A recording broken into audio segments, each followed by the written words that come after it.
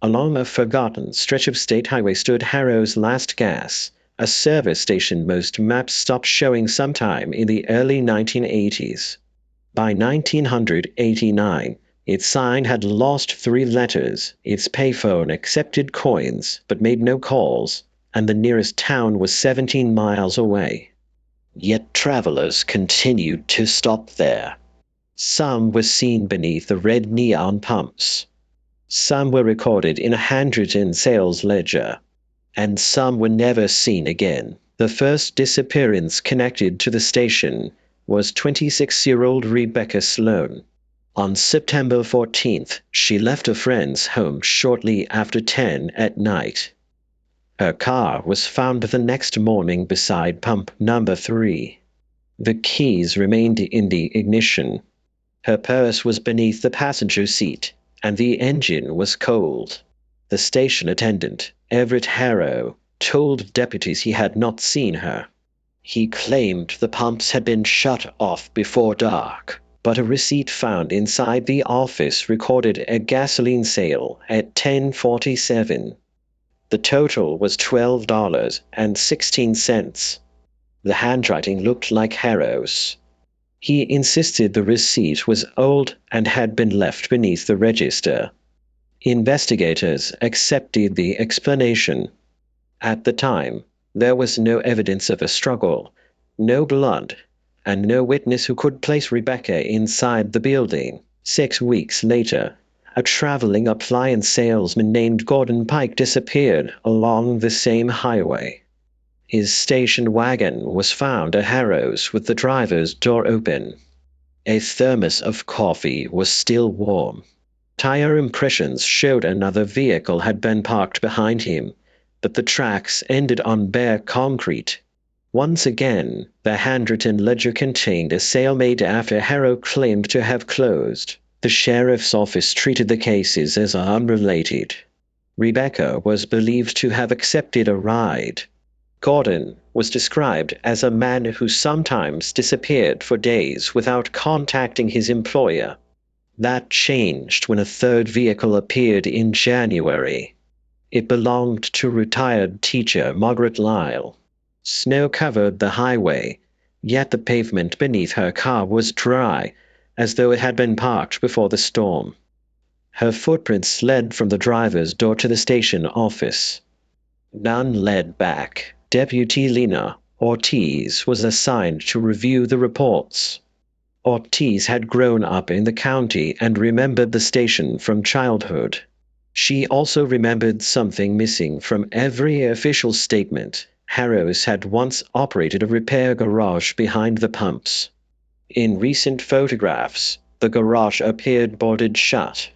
County property records, however, listed the building as heated and in active use. Ortiz returned after midnight without warning Harrow. From the highway, the station appeared abandoned. Then the neon sign flickered on. A figure stood between the pumps, motionless in the rain. Ortiz pulled into the lot. The figure stepped beyond the reach of her headlights and disappeared behind the garage. Inside the office, Ortiz found Everett Harrow seated behind the counter. He said the electricity had been disconnected for months. The register was empty, but a fresh receipt lay beside it. The time printed on the paper was 12 minutes in the future. The item line contained only the words, "one passenger." Harrow became agitated when Ortiz asked to inspect the garage. He said the roof was unstable. She requested a warrant the next morning. Before it arrived, Harrow vanished. His truck remained behind the station, and his house showed no sign that he had packed. The garage door was opened 2 days later. Investigators found a complete repair bay hidden behind the false boards. The walls were insulated. A generator powered lights, heaters, and a shortwave radio. Shelves held luggage, wallets, license plates, and clothing belonging to the missing travelers. Beneath a hydraulic lift was a hatch leading into an old drainage tunnel. Ortiz entered with a 4-person team. The tunnel ran beneath the highway and opened into a concrete maintenance chamber built decades earlier. 2 people were found alive, Gordon Pike and Margaret Lyle. They were dehydrated, disoriented, and unable to explain how long they had been held. Both remembered stopping for gasoline. Both remembered Harrow offering to look beneath the hood.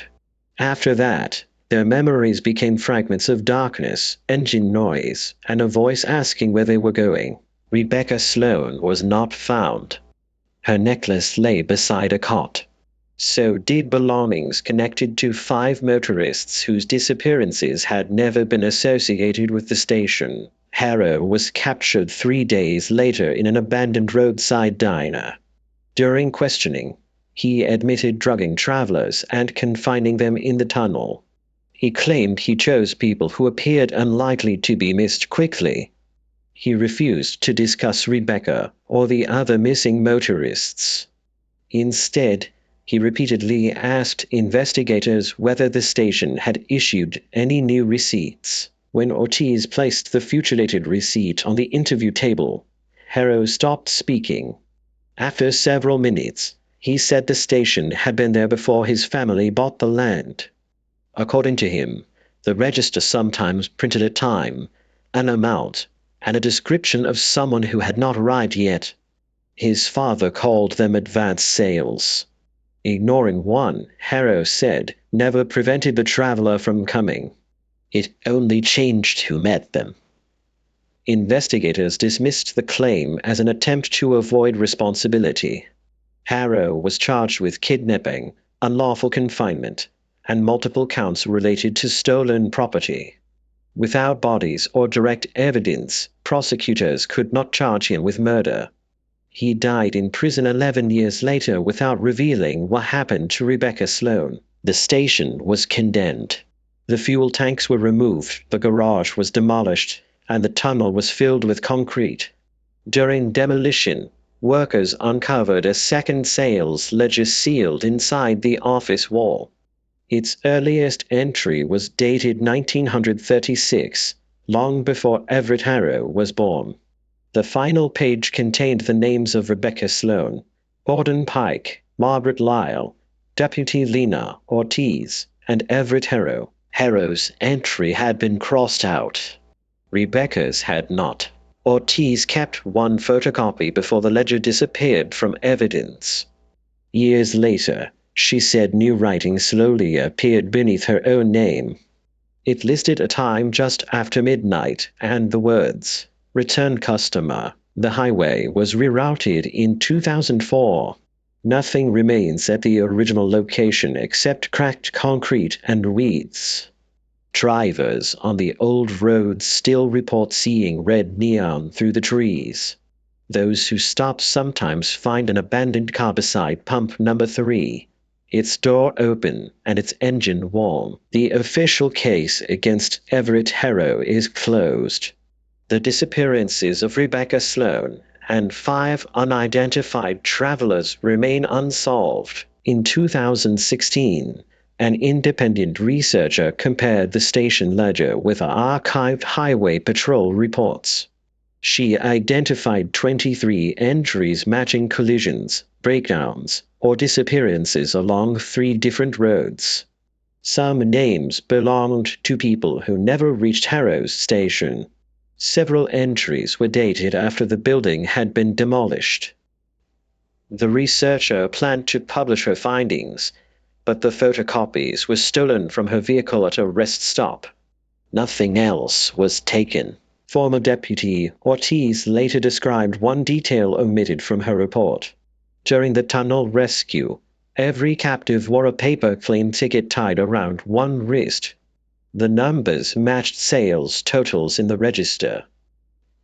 Michael Trent's ticket showed $12 and 16 cents euros, the amount printed for Rebecca Sloane on the night she vanished. Ortiz believed Harrow had reused the number.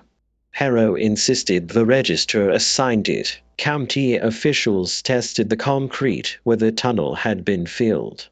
Ground-penetrating radar revealed a hollow chamber beyond the sealed section.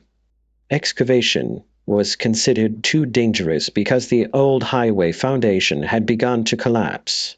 A microphone lowered through a narrow borehole captured a cash register bell, followed by the sound of a car engine starting. Engineers found no machinery below. The borehole was sealed.